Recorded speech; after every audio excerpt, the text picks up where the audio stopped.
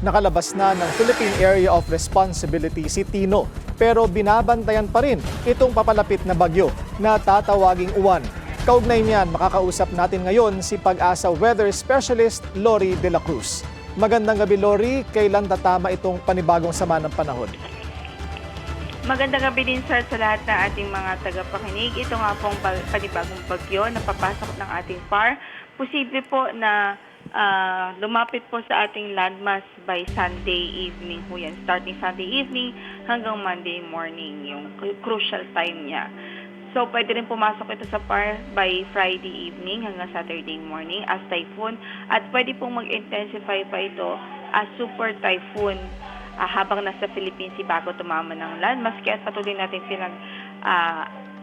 pinag-monitor ating mga kababayan sa updates ng Pag-asa ukol dito dahil nga po dito sa malakas na bagyo. So, most likely, mataas pa rin yung threat po dito sa northern at central Luzon. Kaya patuloy natin silang pinag-monitor sa magiging update ng Pag-asa. Para naman sa pagtayo ng ating panahon sa araw na ito, magiging maulan pa rin ang Palawan at Tawi-Tawi dahil sa trough po ni Typhoon Kalmegi. Ito po yung dating si Typhoon Tino. At sa Batanes, Cagayan naman ay maulap ang papawirin dahil naman sa northeast monsoon, habang sa Metro Manila at natitirang bahagi ng bansa, generally fair weather liban sa mga localized thunderstorms. Yan ang latest mula sa Pag-asa. Ito po si Lori De La Cruz. Lori, balikan ko lang ulit si Tino. Nasa na siya ulit?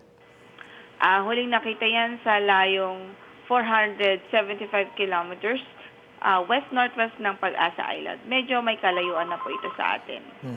At sa kasalukuyan, gaano kalakas itong tatawaging bagyong Uwan? Si Uwan naman po, actually hindi pa talaga siya officially Uwan since nasa labas pa po siya ng PAR. At papasok po ng PAR, most likely magiging typhoon na po siya. So malakas na po siyang bagyo by the time na mag-enter siya ng PAR, which is by Friday evening hanggang Friday morning. Alright, nakalagay sa kanyang movement almost stationary, ano? So medyo may kabagalan siya, tama ba? Yes po, na mabagal siya ngayon kung nasaan yung kanyang location sa ngayon. Alright, abangan na lang namin ang mga dagdag na updates. Maraming salamat po. sa iyo, Pag-asa Yes po. Weather Specialist Lori De La Cruz.